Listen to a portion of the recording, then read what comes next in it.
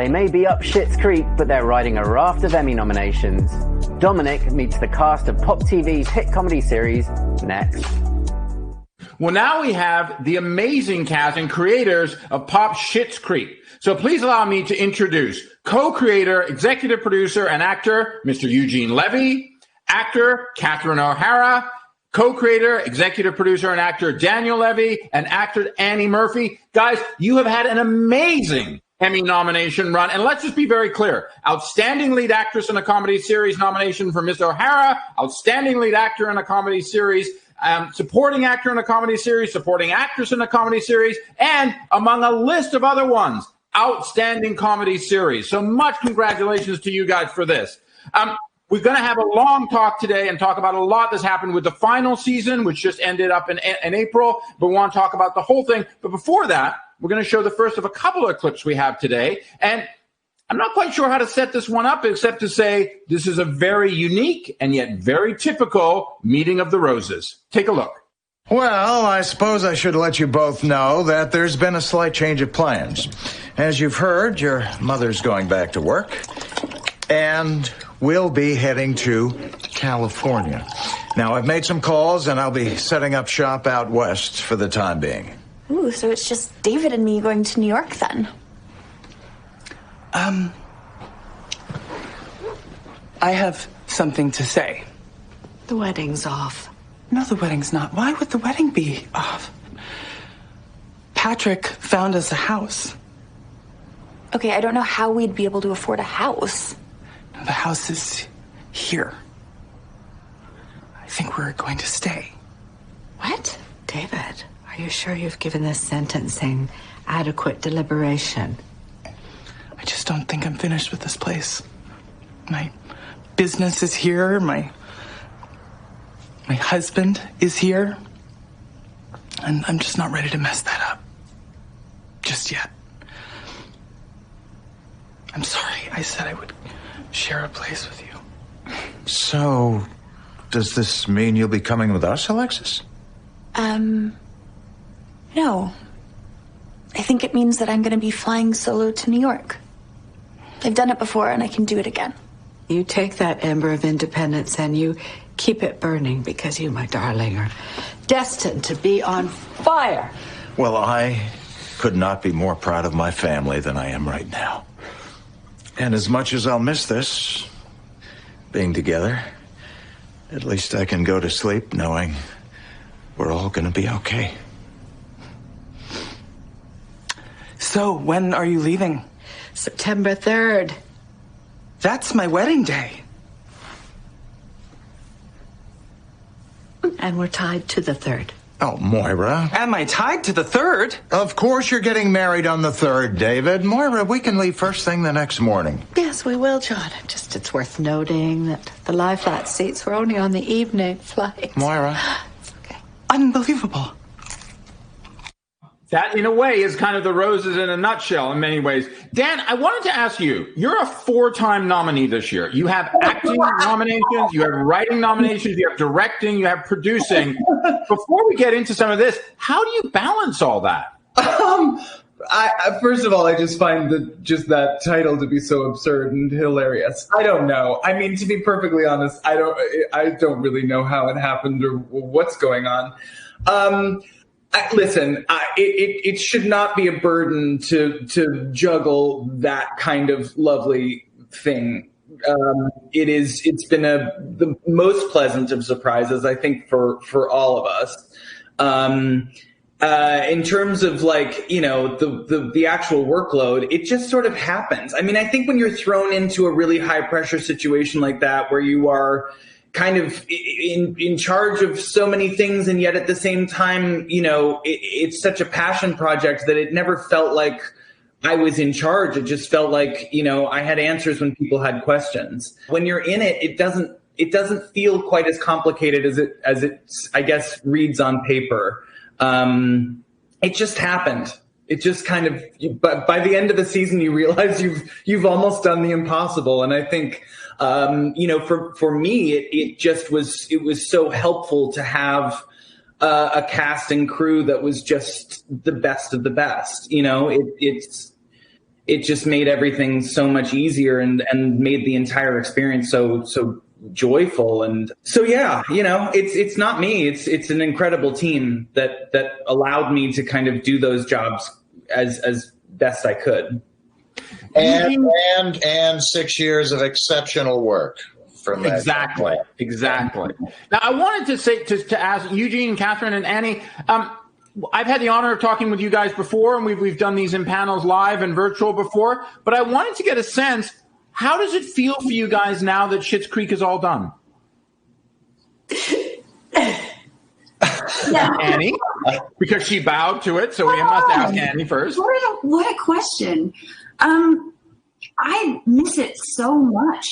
It's been now over a year since we wrapped, and I kind of got hit with the sad a couple of months ago.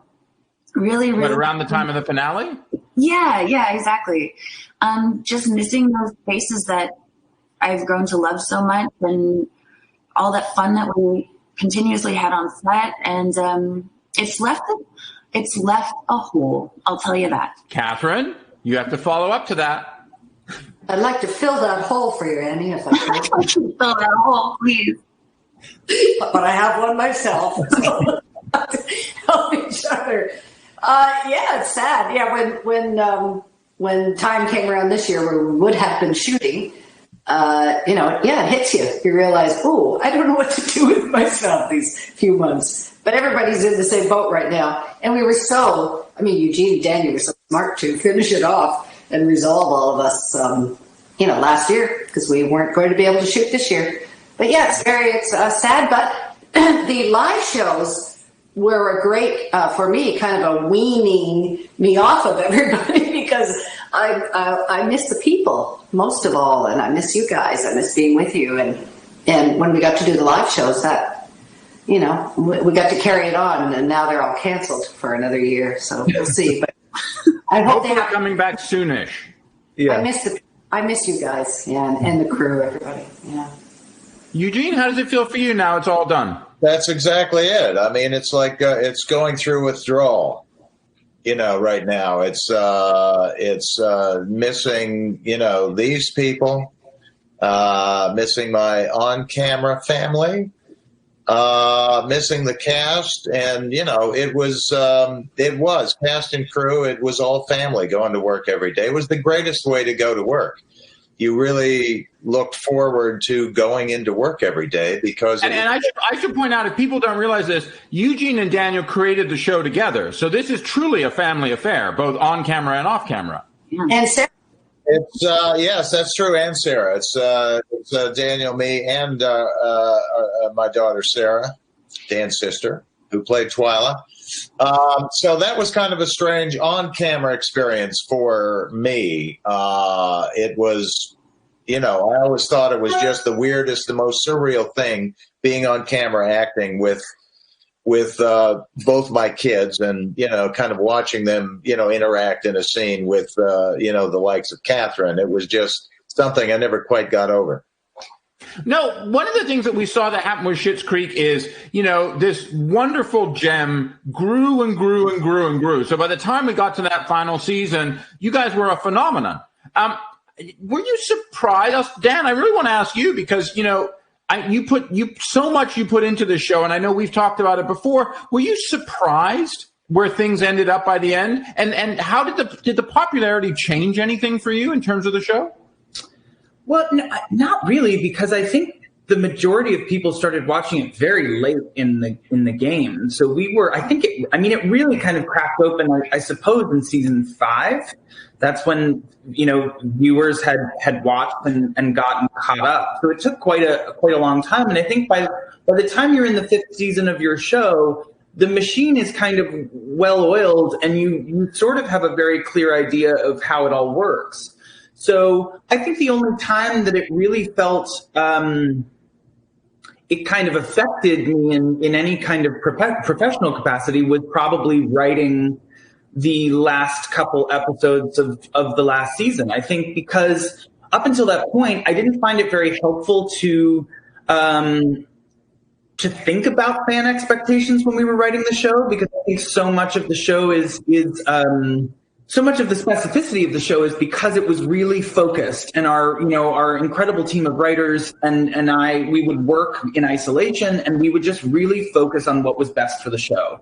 And we shut out a lot of, other people's, a lot of the white noise, because what people were responding to was kind of what we were making in that isolation. So if we were to open it up, if we were to somehow sort of do that tongue-in-cheek thing that I think shows can do, which is like, constantly be aware of your audience and cater to their expectations, it does break that seal of reality a little bit. But I do think that in a series finale, at least for me in doing my research, I always found it really kind of charming when a show gave those little nuggets to the audience that basically, the little winks and the acknowledgments of, we know you've been paying attention, so we're going to give you this little detail that, wrapped up something from season 1. I think that was really fun to play with. So it really wasn't until probably the series finale that we sat down and said, okay, what are the things that we think the fans will want?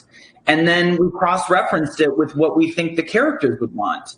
And if they overlapped, great. If they didn't, we would often side on the, on the side of the characters, because that's the story we're telling. But yeah, that's a really long-winded answer to a simple question. It was a very good answer, and I hope I get an equally long answer from Eugene and from Catherine. You guys have worked together for a long time. SCTV, Best in Show, you're icons of comedy. What do you think that history you guys had helped you bring to Schitt's Creek, and how did it help you guys evolve as actors working together? Eugene? Well, I think that it ultimately, in our show, for Johnny and Moira being married for so many years, I think the working relationship that Catherine and I have had over a lot of years now created that comfort factor in a marriage in a very effortless kind of way. It was just, it was just there. We have played couples before in other projects, and I think put it all together and you just get very comfortable working together. And that you don't have to work as hard on camera. It's just there. The experience comes through, seeps through. And that to me, I think was a big factor in how the Roses, Johnny and Moira kind of turned out. What do you think, Catherine? Yeah, I agree. And I'll add to that I really love and respect Eugene. I mean, he's a great writer and great actor and a good man. And so I knew I was in good hands there. And we just sort of seem to work the same way. We take our comedy very seriously. And we both sort of came up, and Eugene had more experience before Second City Theater than I did. But Second City, I think, really trained us, in the world of collaboration and supporting each other and looking out for each other and raising each other's game. And thankfully, everybody seemed to work that way on this show. So it is comfortable, but it's also more exciting than that. It's fun. It's fun, and it's thrilling to work with Eugene and challenging. So yeah, I feel very fortunate. Thank you, Eugene, for the job, and Daniel. Well, look at that. With that, we have to talk about Moira. Moira has become clearly, an icon of comedy unto herself. Fashion, diction, just sheer self-awareness or lack thereof, let's call it that way. And to that, I think we want to take a clip here from what can only be described as going almost biblical. Take a look at this clip from the finale, and we'll come back and talk a little bit more.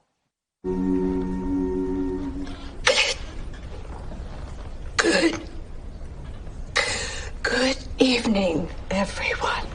Welcome to the marriage of Patrick Brewer and David. David rules.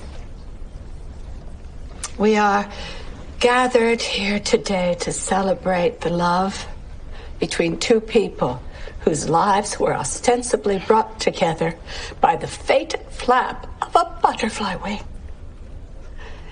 It is all but impossible to explain why things happen the way they do.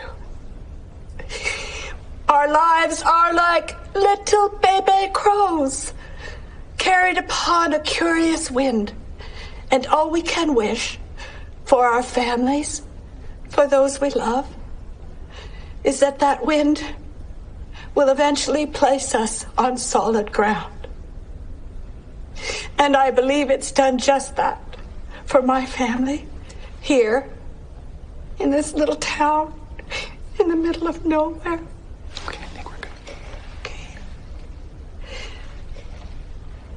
And now I will ask David, Rose, and Patrick Brewer to exchange their vows. All right. I feel like in some ways there's nothing I should say after that. But I will say this. Among the nominations that you guys personally received and the show has received, you've also received nominations for costume and hair and makeup and many of those departments. And we all know how hard people below the line work in making shows come, often people who don't get the credit they deserve. So full credit to them. Yeah. Following that, I would love to ask Catherine and Daniel and Annie and Eugene too, how the hell did you come up with that look? Well, I'll briefly say that when Daniel told me they were trying to get the look together to top all of their looks, Moira's look, that I said, hey, maybe something papal, like a mitre or something. But that's all I gave. And then I asked Anya, Sarah's our hairdresser, to make me a roll of hair to have between the mitre and my head. And that's all I gave. And then everybody worked. I had no idea how much beautiful work and creativity went into making that actually happen, And we saw in episode after episode, we saw costumes like that. I mean, Moira's fashion and to a degree Alex's fashion. And I have to say, by the way, I just want to do a throwback to our first clip. I absolutely covet that sweater that David was wearing in our first clip there with the hand. Daniel, I know that you would take a very hands-on approach because you guys didn't have the biggest budget in the world, and yet you had couture in every episode. How did you pull it off? It became a full-time job. I mean, you have production working for only a small amount of the year, so we were not able to, in that time, buy everything that we needed to buy. So I was shopping basically all year round. I purchased everything from when there was sales season to, designer consignment stores that I would pop into. I had downloaded apps on my phone that had designer consignment apps. And I was shopping all year round because we needed to find those steals. We needed to find those rare pieces of clothing that were so aspirational and yet within our budget. And so I would come to our fittings on those first couple of days of getting back into production with, 5 or 6 suitcases of clothes that I had purchased throughout the year. Of mostly women's clothes. Only exclusively women's clothes. Back and forth with suitcases full of women's clothing. I would only shop for Alexis and for Moira, and the person that cleans my apartment certainly thought I had a very fun life. A lot of those clothes were hanging in my closet, and I only wondered what she was thinking. When Daniel would show up with these 5 or 6 suitcases full of clothes, what would be your guys' reaction? Because, as I said, the outfits, the aesthetic of Schitt's Creek, the outfits that you guys wore became literally characters unto themselves. How was that for you? Did they help define the characters for you? Yes. And I think I can speak for Catherine, too. The costumes were so crucial because this is me on like a fancy day. And this is how I roll normally. So being able to put on these incredible clothes that I would never in a million years have found or discovered, and then strapping on these heels and then getting done in hair and makeup, it was truly transformative and really kind of put me in the body of Alexis, which is a very different body than the one I usually walk around in. I want to talk a little bit about, because we just saw a clip there from what was the finale, where we see the wedding between Patrick and David, and a lot happens, and the Roses Johnny and Moira are moving in a way back to their old life, but with some lessons learned from this time in Motel Exile, or Exile on Motel Street, to quote the Stones. Obviously, David and Patrick are going to stay, and Annie is off into the world and in an independence that she probably didn't have before. I wanted to know from all of you, and I'll start with you, Eugene, how did your character evolve over the seasons, and how did he get to where he was in the finale? Well, I don't know entirely of all the characters how much Johnny actually evolved from beginning to end. I think he was kind of steady as she goes throughout, because that was his thing, to help the family get through this horrible situation, and maybe one day we'll find ourselves out of this. So I think in terms of being a father, much the way Moira being a mom, as parents, we did learn entirely what family is. And there was an emotional, I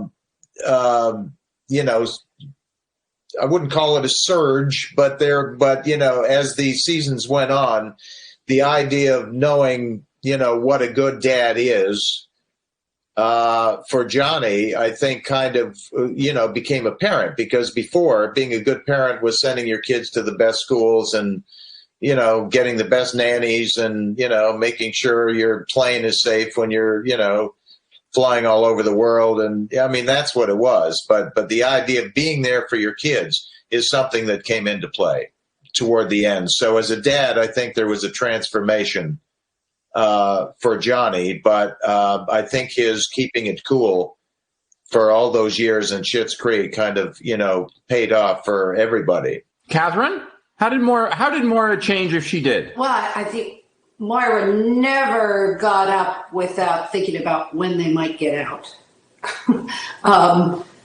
But didn't badger Johnny every day about it, but it was on her mind. And I think it's a case of be careful what you wish for, because, she, with no actual agenda, she, fell for everybody in this town, almost everyone. But as Eugene said, what really happened for us unconsciously was we became parents, and Moira actually became a mother. And that was the best, I think, for Moira, but also so fun to play. All those scenes with Annie and Daniel, becoming a mother and having these great parent children, children. That was just lovely to watch them grow and become the beautiful people they became. That was great. Yeah. Annie, for you, I mean, Alex, in some ways, Alex's evolution was profound. For you as an actor, how was that, and how do you feel about where she ended up in the finale? I'm going to be really lame and say that I'm very proud of her as a character. There's nothing lame about that. That's awesome. It always makes me cringe when actors say that, but now I'm like, I get it. I think Alexis, when we first met her on paper, was such a difficult handful of a person. And she was very selfish and very dependent on men and on money. And then where we leave her in season 6, she's this independent, more further educated, confident, excited person who's kind of heading off into the world on her own for the very first time. And so it was just, I feel so grateful to the writers for writing such an amazing arc for a character that I think could have just been tossed off as a very one-level character. Daniel, one of the elements about Schitt's Creek is obviously we see this incredibly self-indulgent wealthy family lose everything except this crappy motel that they bought as a lark and rebuild their lives.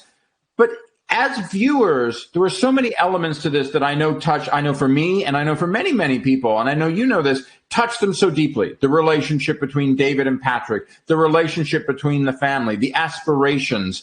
I wanted to get an idea from you now that it's all said and done, and I am going to ask you, as I have before, if there's any chance we're ever going to see more Schitt's Creek, but I wanted to know, how did that resonate with you? I know you've talked about you kind of were in a bubble with the writers, but you weren't immune to it, I know. It's been the great unexpected sort of takeaway of this show, I think, for all of us, really. I mean, not to speak on people's behalf, but I do feel like we went in, we go into a show hoping for the best. You hope you have a good time. You hope that you can write funny things and you can tell substantial stories, but you never go into that kind of experience thinking, oh, I'll change the way people think in their homes, or I'll change people's relationships. That's kind of, at least for me, that's not really where my head goes in terms of like, big impact kind of thinking. So it really has been the unexpected gift that really gave back to us in so many ways, because I think, all we really wanted to do was put out a show about people who were trying to improve themselves. And I think in a way, the fact that the stories we were telling ended up overlapping with a huge political shift in America that brought a very dark cloud to many people, to provide joy and to provide stories that were hopeful about people changing for the better. I just think that we happened to slide into people's lives in a time when they needed that kind of boost. And as a result, the connection between the show and the viewers became that much more intensified because of the circumstance that we're all kind of living in. So, I will attribute, Dad. Not all phones were turned off. It had to happen at some point. It had to happen. That was literally an unwritten scene from an unseen episode of Schitt's Creek. Thank God I wasn't crying about it. Exactly. But it's been incredible to meet people, to read all the personal things that people have shared with us, the way that the show has touched them. You can't expect it, but it's been so rewarding to know that we did something that we were proud of, but also that we did something that affected some kind of positive change. So that's all you can really hope for. Now, I know you guys are all up in Canada. I hope you're all safe and well. Really, really appreciate you guys spending some time with me today to talk about this. Eugene, I have to ask you, you worked with your son on this. You worked with your son and your daughter creating it. You worked with one of your oldest collaborators. Annie joined the family literally and figuratively. What has this experience been like for you when you look at the length of your career so far? It is the absolute best experience working that I have ever had. And not only the best experience working as a product, it's the best show I've ever been involved with. I'm very proud of this show. It's a great show, and the idea that that for 6 years we were able to put together a group of people that we absolutely adored working with, and the fact that the product that was produced turned out in such a way that I couldn't be more proud of it. So it was a lovely diamond to happen to me at this point in my life. Well, guys, thank you so much for joining us. Eugene Levy, Daniel Levy, Catherine O'Hara, Annie Murphy from Schitt's Creek. Much success at the Emmys. We're really proud of you guys and so glad you're here. And thank you for joining us. And we'll be back with some more Contenders TV soon.